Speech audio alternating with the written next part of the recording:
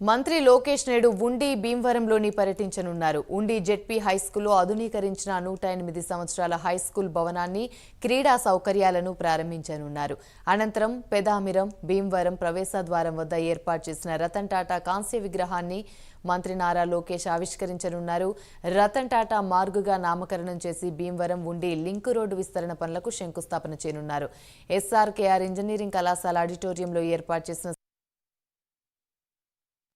సంక్రాంతి సంబరాల్లో పాల్గొని ఏఐసీటీఎఫ్ ఐడియా ల్యాబ్ను సందర్శించనున్నారు నారా లోకేష్.